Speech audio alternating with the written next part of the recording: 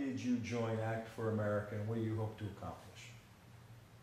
I joined it because I knew the Middle East, and having read Brigitte Gabriel's book, Why They Hate, something sparked.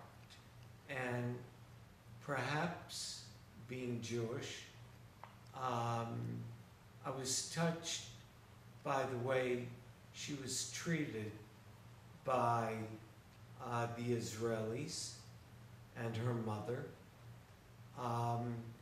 And from that, I began to further explore her, the organization, and this was at the very beginning when there were very few groups formed in our country. And we met, and there was an immediate bond. And I felt the sincerity. I also had seen her on a TV program. And the next thing, she was at my home and meeting other people. I was seeing the interaction, the sincerity, and I believed that in anything that the grassroots organizations, if handled right, and if the main objective is true to itself, mostly they succeed. And with her energy level, which is in itself a wonderful experience, I became committed to the cause, and I also felt instinctively the threat of radical Islam spreading throughout our country, the attack on the towers, where the country was headed, and wanted to reach out and act, and not just talk. Okay, and recently you were participating at a free speech summit with the Honorable Geert Wilders from the Netherlands. What do you make out of Geert Wilders? What's he all about? I think he's a very brave individual who is exposing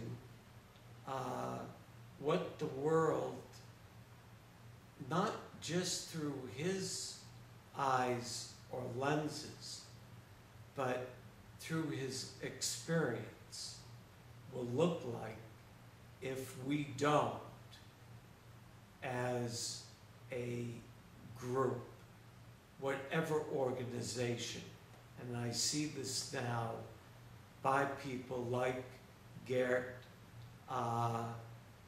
driving groups together and building support systems within support systems. And therefore, what was once a wheel is now, in fact, becoming a steamroller and is gaining momentum.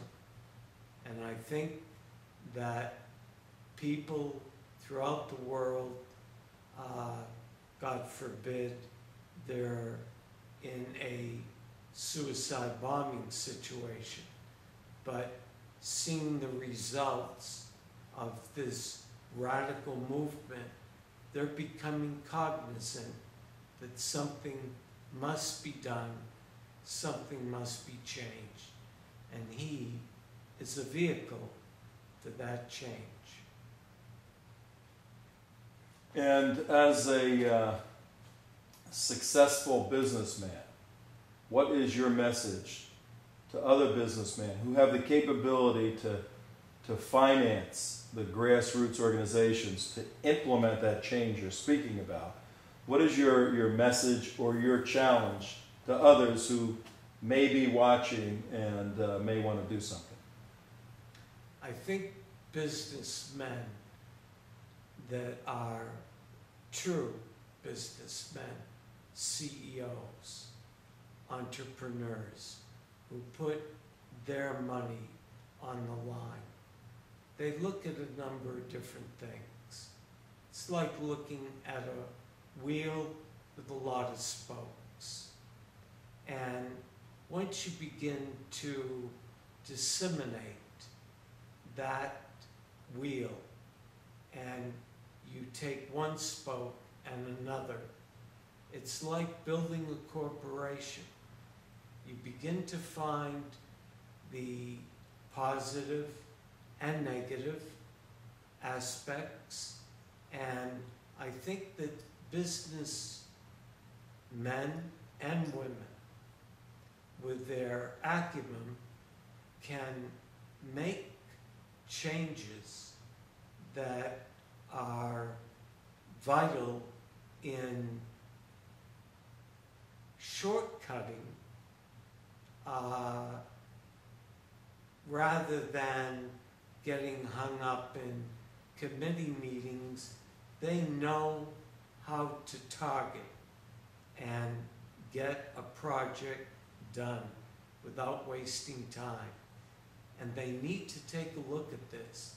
And I would oftentimes say, in a startup venture, it's better to be underfinanced than over.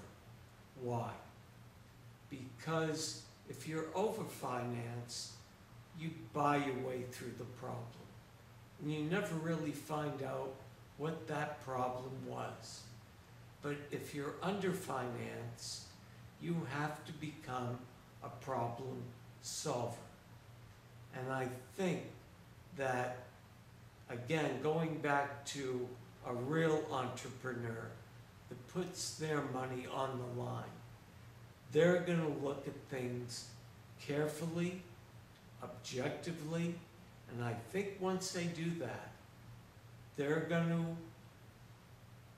have a awakening to the problems that we're facing in this country, in this world, but particularly this country. And I'll go to camps being set up where people are being trained, and we're sitting there and we're apathetical. Business people, men, women, are not apathetical. They can't afford to be. So I think they're vital. And then they can raise money. They know where to go. They know how to network, which is exactly what all these grassroots organizations are attempting to do. So I think it's like a train no longer on the rails, but lifted off the rails and moving at a faster and more direct and efficient pace. Okay, in 30 seconds, share your thoughts about this country, the United States of America. I think if we don't act, we are in trouble.